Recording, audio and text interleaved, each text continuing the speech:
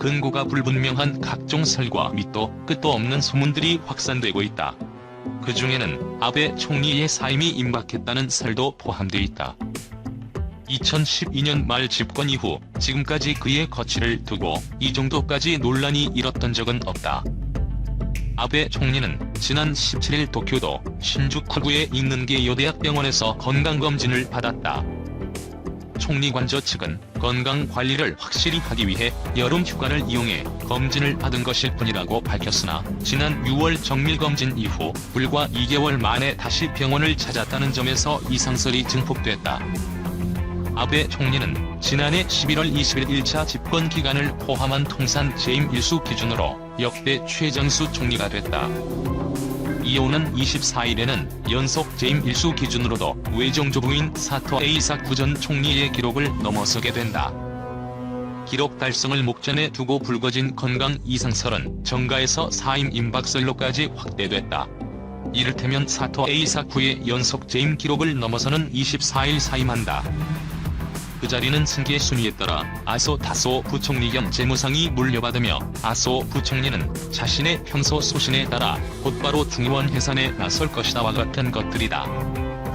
아베 총리가 지난 12일 최측근 중 한 명인 아마리 아키라 자민당 세제조사 회장과 만나고 15일 아소 부총리를 만난 것이 큰 변화를 시사하는 것이라는 관측도 나온다. 한 자민당 중진 의원은 아베 총리의 사임 가능성도 상정해 대처할 필요가 있다고 교도통신에 말하기도 했다. 그러나 아베 총리의 병원행 등을 하나의 쇼로 보는 시선도 만만치 않다. 지난 6월 18일 이후 2개월이 되도록 제대로 된 기자회견을 열지 않고 야당의 임시국회 개회 요구에도 응하지 않고 있는 상황을 정당화하려는 구실 만들기라는 견해다. 고이케 아키라 일본 공산당 서기국장은 17일 기자회견에서 아베 총리의 추가검사에 대해 걱정할 상황이 아니기를 바란다고 하면서도 아베 총리에게 휴식을 주어야 한다는 여권의 주장에는 총리가 기자회견도 거의 하지 않고 국회도 열지 않고 있다. 이미 충분히 쉬고 있는 것 아닌가라고 일침을났다.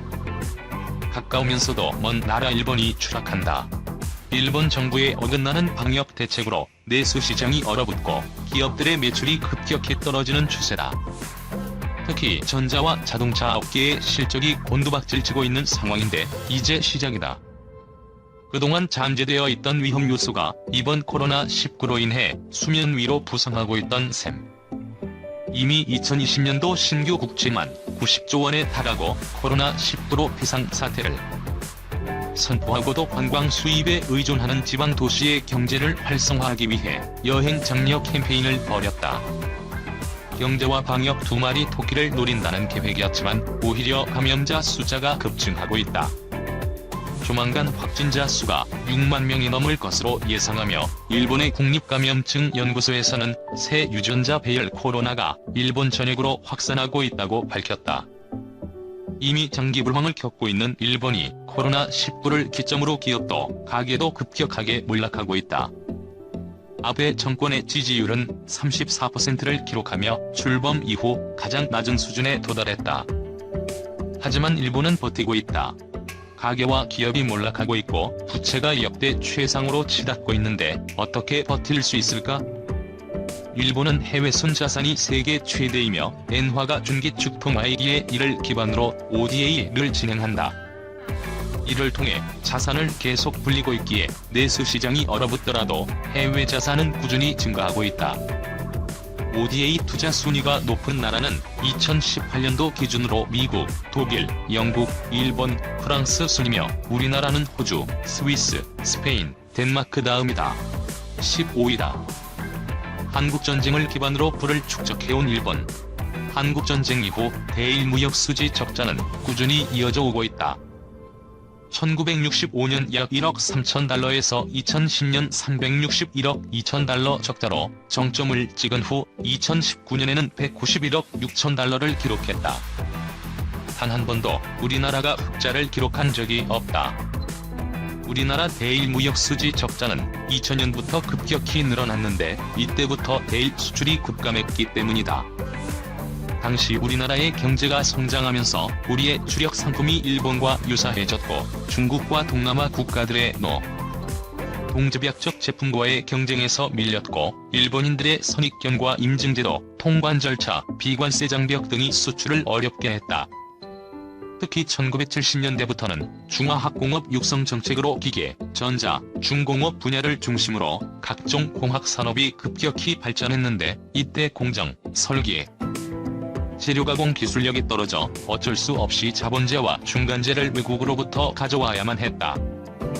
내수 시장이 협소했기에 부품의 국산화율이 부진했고 관련 기업들의 대기업과의 주종적인 관계와 낮지 않은 취업률로 고급 인력들은 규모가 작은 부품 산업으로 눈길을 돌리지 않았다.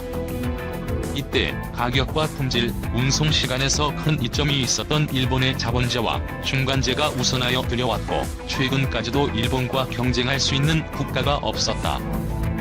그래서 코로나19 이전에도 일본 의존 형태는 꽤 오랜 시간 지속될 것으로 예상했고 일본은 이것을 무기로 삼았다. 하지만 일본의 수출 규제로 자본재와 중간재는 일본이라는 공식이 깨져버렸다. 수출 규제를 했던 제품은 정부와 기업들의 노력으로 6개월 만에 국산품으로 대체하기 시작했고 이를 시작으로 정부의 소재, 부품, 장비 산업의 생태계 조성 및 적극 육성으로 일본의 의존도를 급격하게 줄이기 시작했다. 덕분에 머지않아 대일 수입 의존도가 급적으로 줄어들 것으로 예상하며 일본의 의존도를 줄여도 된다는 것을 알게 되었다. 이런 현상은 앞으로 더욱 가속화될 것이며 상황은 더욱 급변할 것이다. 우리의 기술력은 이제 일본의 것과 비슷해졌고 뛰어넘는 기술을 가진 기업들이 늘어났다. 일본과의 격차가 좁혀졌다.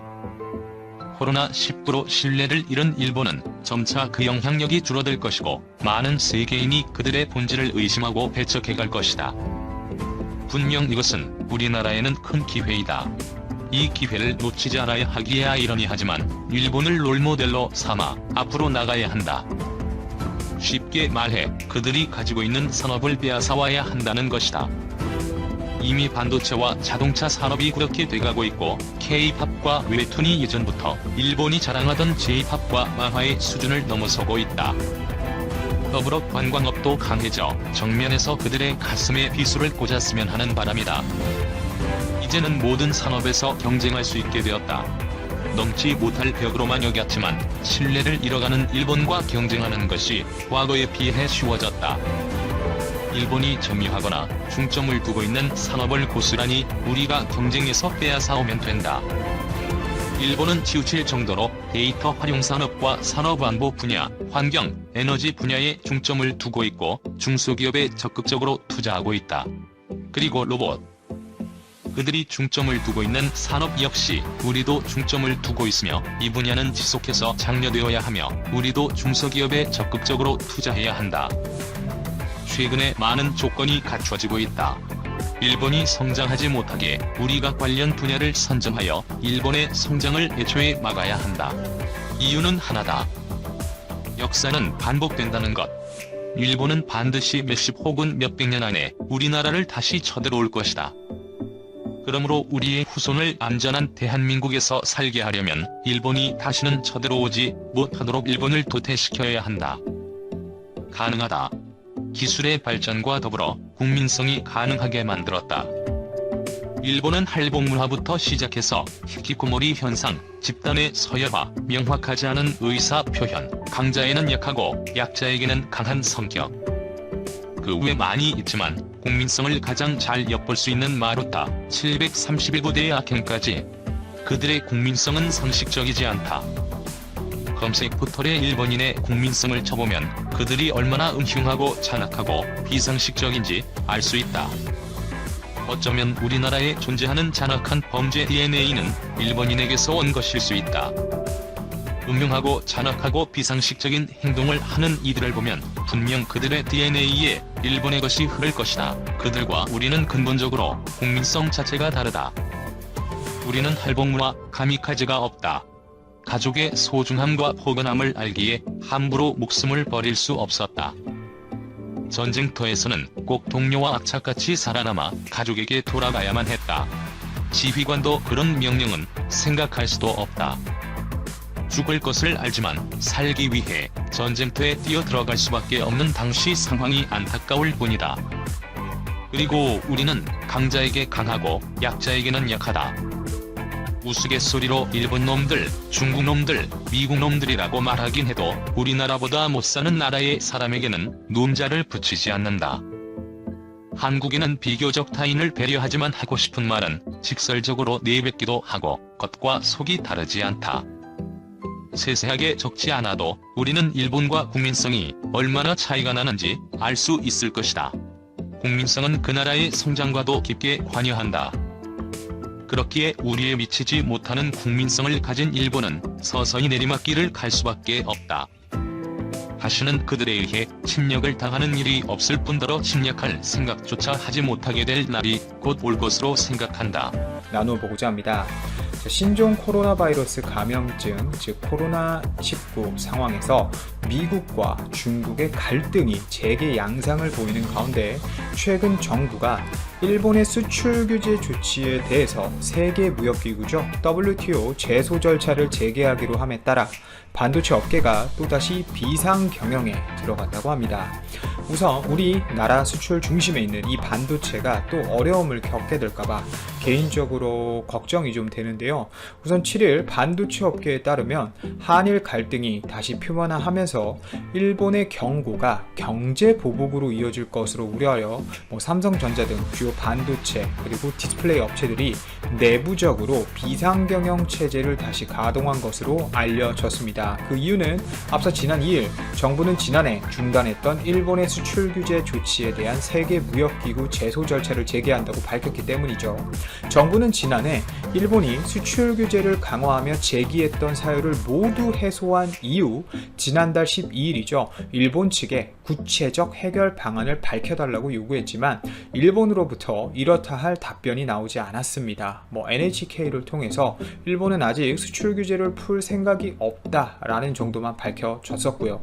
따라서 이에 우리 정부는 일본이 문제 해결의 의지를 전혀 보이지 않는다고 판단했기 때문에 WTO 제소 절차에 다시 들어간 것입니다. 일본은 지난해 고순도 불화수소죠. 그리고 포토레지스트를 비롯한 반도체, 디스플레이의 핵심 3개 품목에 대해 수출 규제를 하고 한국을 수출심사 우대국 즉 화이트리스트에서 배제한 바가 있습니다. 한일 외교 갈등 문제가 재발하면서 코로나19 사태와 미중 간 대치 심화에 이어 경영 불확실성을 한층 키우는 상황에 놓인 것이죠. 이에 현재 삼성전자와 삼성 디스플레이를 비롯한 주요 반도체 디스플레이 업체들은 내부적으로 일본의 추가 수출 규제 강화 조치에 따른 이 시나리오별 대책을 준비하는 한편 일본은 물론 전 세계 해외 법인 등을 통해 협력사 상황 등 관련 정보를 수집하고 있다고 합니다. 특히 이번 한일 갈등 양상은 반도체 업계에서 더욱 불확실성을 키우고 있는데요. 지난해 일본의 수출 규제 강화 이후 국산화를 비롯한 수입처 다각화 노력이 진행 중이나 아직 사실 완벽하게 일본산 제품을 대체한 것은 아니기 때문입니다. 물론 일본의 수출 규제 이후 국내 기업들은 일본 소재에 대한 의존도를 낮추기 위해서 수입선을 다변화하거나 국산화 노력을 진행하며 맞대응해 온 게 맞습니다. 잘 해왔고요.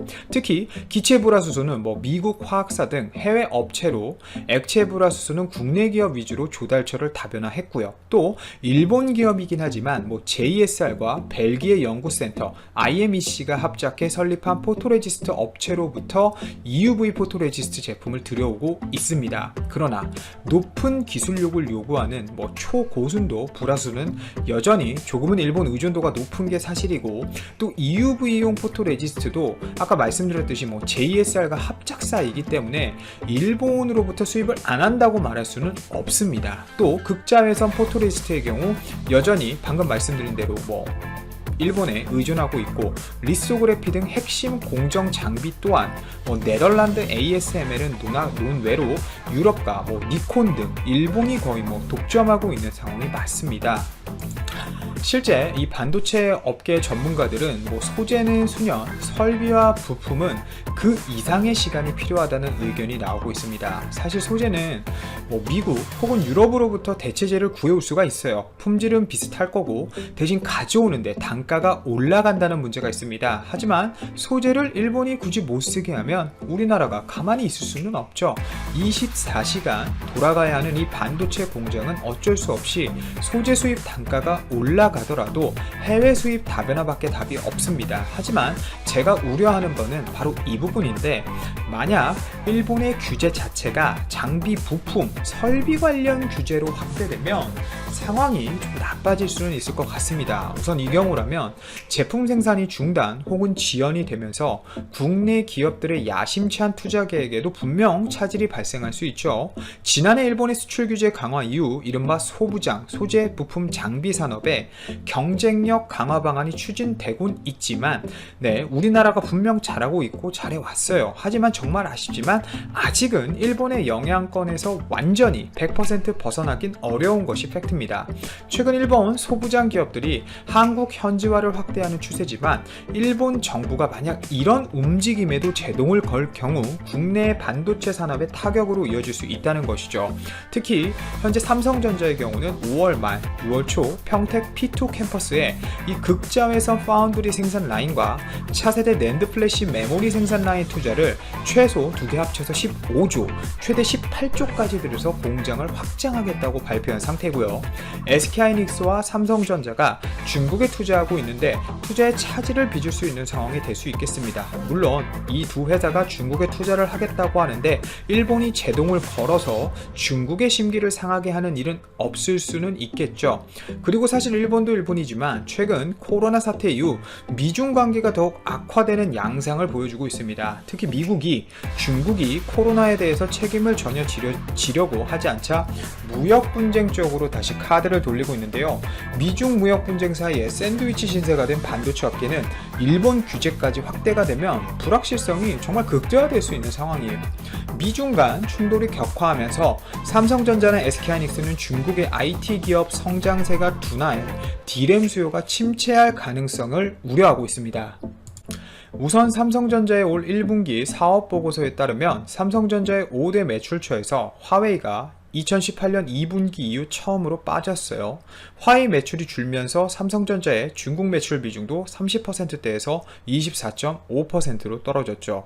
삼성전자는 화웨이를 상대로 해서 한 해 약 8조 원어치의 메모리 반도체를 수출했던 것으로 알려져 있고, SK하이닉스의 경우에도 지난해 매출 약 27조 원 중에 47%인 12조 5,700억 원이 중국에서 발생할 정도로 이 반도체는 중국 의존도가 상당합니다. 버리고 싶어도 버릴 수가 없어요. 그리고 매출뿐만이 아닙니다. 기술력 문제도 좀 있는데요. 한일 양국의 외교 갈등 재개 가능성은 파운드리 분야에서 대만의 TSMC죠. 메모리 분야에선 중국의 반도체 기업과 경쟁 중인 우리 반도체 업체에는 초격차 전략의 차질도 빚게 할 수 있습니다. 중국 반도체 기업들이 최근 128단 낸드 플래시 그리고 10나노급 D램 등 최첨단 메모리 제품의 양산을 앞두고 삼성전자나 SK하이닉스 등 국내 기업을 위협하고 싶어 하죠. 위협이 되는 건 아니지만 위협을 하고 싶어 해요. 기술이 안 되는데 말만 엄청 하긴 하지만 어찌 되었건 위협을 하는 상황에서 우리나라는 기술을 보여줘야 하고 멈추면 안 되는데, 일본이 장비 쪽에서 발을 걸고 넘어질 경우에는 사실 엄청 귀찮아지는 것이 맞죠. 특히 최근 코로나 사태 이후로 국내 경기가 굉장히 좋지 않은 것이 사실입니다. 반도체 산업이 타격을 받는다면 국내 실물 경기에도 막대한 악영향이 불가피한데요. 한국무역협회 무역통계에 따르면 올해 1분기 한국의 수출 총액에서 반도체가 차지하는 비중은 약 17.8%였습니다. 그만큼 우리나라에서 수출 비중이 높은 부분이 반도체 영역이 맞고 사실상 전 세계적인 메인 공급망이기 때문에 일본이 자국 부품, 장비 기업들의 한국 현지화를 차단하거나 문제 삼을 경우 심각한 문제가 발생할 수 있다는 것이죠. 반도체 산업은 물론 전 세계 반도체 공급망의 붕괴를 촉발할 수도 있습니다. 특히 최근 코로나 사태 이후 이후 언택 산업, 즉 비대면 산업이 갑자기 떠오르는 새로운 산업이 돼버리면서 IT 공용 회사들이나 서버 회사들이 많은 디램을 확보해야 하는 상황이 와버렸어요. 그런데 이런 상황에서 우리나라가 공급을 제대로 못 해버리면 비대면 산업이고 뭐고 발전을 하고 싶어도 다 발전을 할 수가 없죠. 나가리거든요, 이거. 다만 일본도 수출 규제 강화 이후 자국 기업들의 실적 악화로 이어지고 있어서 추가 규제 확대가 제한적일 것이라는 관측도 분명 적지 않습니다. 초고순도 불화수소를 생산하는 일본의 스텔라 케미파의 경우 지난해 순이익이 전년도보다 약 20% 이상 감소했고, 주력인 초고순도 불화수소의 작년도 출하량은 전년도보다 약 30% 감소한 것으로 전해질 만큼 일본이 자충수로 두고 타격을 입었거든요. 우선 저도 후자를 기대해 보지만 이 방사능이 오염된 섬나라 정치인들이 도대체 무슨 생각을 갖고 행동하는지 도저히 알 수도 없고, 최근 아베의 지지율이 30%대로 급락한 가운데 도저히 반등시킬 길이 없기 때문에 일본도 지금 이때다 싶어서 다시 한번 우리나라를 위협할 수 있는 상황이기 때문에